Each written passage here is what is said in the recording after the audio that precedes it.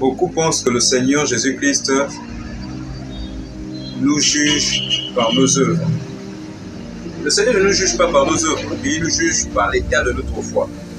En principe, la foi, c'est quelque chose que le Seigneur a mis sur chaque âme qui lui appartient. Puisque la Bible dit que celui qui nous a justifiés, s'il nous a justifiés, il nous a connus d'avance et il nous a appelés d'avance.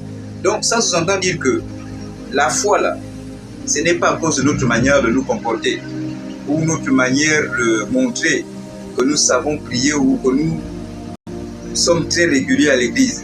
Ça n'a rien à y voir. Le Seigneur ne regarde qu'à l'état de notre foi. Et la foi, c'est le Seigneur lui-même qui a mis ça en chacune des âmes qui lui appartiennent. Ce n'est pas à tout le monde. Tout ce qui existe est sa création, mais il y a une spécificité selon sa volonté, selon son autorité. Il y a ceux-là qui sont uniquement appelés enfants de Dieu. Ce n'est pas notre volonté, ce n'est pas nous qui imposons Dieu cela, c'est lui-même le Seigneur Jésus-Christ, le Créateur des cieux et de la terre, le Dieu vivant, Maître de l'univers, l'Éternel. C'est lui-même qui a voulu que les choses soient ainsi.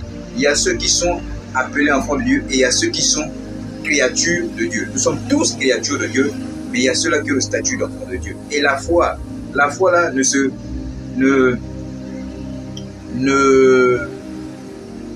ne s'enseigne pas.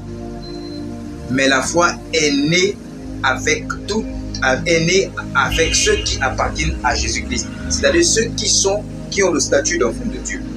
Et trompez-vous, ne pensez pas que le Seigneur est venu là, il regarde notre manière de nous comporter, il voit si nous sommes les plus pieux que les autres.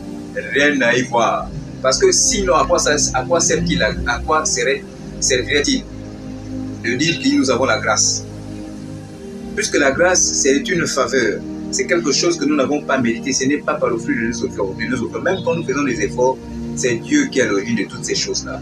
Tout ce qui se fait, tout ce qui existe, les riches, les pauvres, les non-croyants, les croyants, c'est Dieu qui a voulu que ça soit ici. Ce n'est pas nous les hommes qui allons imposer à Dieu ou à demander à Dieu pourquoi il y a des choses qu'on fait ainsi. C'est lui qui est le créateur de cieux et de la terre. C'est lui qui impose aux hommes sa volonté. Ce n'est pas nous qui allons imposer le Dieu Tout-Puissant, créateur des cieux, celui qui nous a créé, notre volonté. Donc comprenez que même quand on est chrétien là, ce n'est pas tout le monde qui est appelé à réussir sur le plan matériel, avoir les biens matériels. Ce n'est pas tout le monde. Vous allez prier, multiplier les paroles, les prières. Si Dieu a décidé que tu ne seras pas béni sur la terre là, c'est-à-dire que tu n'auras pas les bénédictions terrestres de la terre, tu ne les auras pas. Mais s'il a dit que tu auras les bénédictions célestes, tu les auras. Donc c'est comme ça que le Seigneur.